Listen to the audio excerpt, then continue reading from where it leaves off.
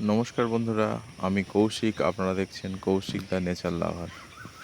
বন্ধুরা, আপেলের কিছু ভ্যারাইটি আমার আঙিনা বাগানে যুক্ত করলাম, যেগুলি গরম আবহাওয়াতে ভালো ফলন দিচ্ছে। গরম হাওয়া বলতে 45 থেকে 50 ডিগ্রি গরম আবহাওয়া থাকলে তাতে ফলন পাওয়া যায়। এই যে গাছটি দেখছেন, এটি HRM99।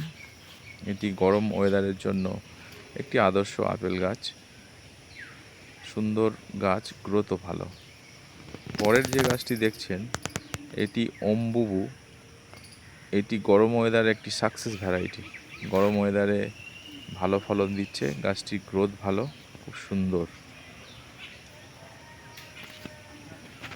গাছটি অনেক ঝোপালো এবং এর পরিচর্যা কী সেগুলি আপনাদেরকে আমি পরে জানাবো, এবং কিভাবে মাটি তৈরি করলাম সেটাও আপনাদেরকে জানাবো।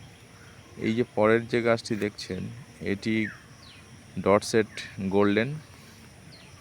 এটি একটি স্বপরাগায়ন সম্বলিত আপেল গাছ। এই আপেল গাছটি অন্য সমস্ত আপেল গাছের মধ্যে রাখতেই হবে গাছের ফলন বৃদ্ধি করার জন্য। আপেল গাছগুলির বয়স 2 বছর। একদম ছোট্ট গ্রাফটিংয়ের থেকে আমার আনা, পট পরিবর্তন করে করে বড় হাফ ড্রামে দিয়েছি। এটি গোল্ডেন ডরসেট।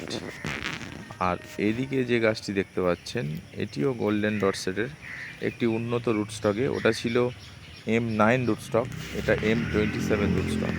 M27 রুটস্টক, দুটো রুটস্টকের ফলন পার্থক্য হয়। M9-এ ফলন অনেক বেশি হয়, তার থেকেও বেশি হয় M27-এ। M27 rootstock. আর এটি যেটি দেখতে পাচ্ছেন, এই M27 রুটস্টকের গাছটি অত্যন্ত ঝোপালো, এর বয়সও 2 বছর। এটা একটি শিফট করেছি বড় প্যাকেটে। আর এদিকে যেটা দেখতে পাচ্ছেন, একটি ট্রপিক সুইট।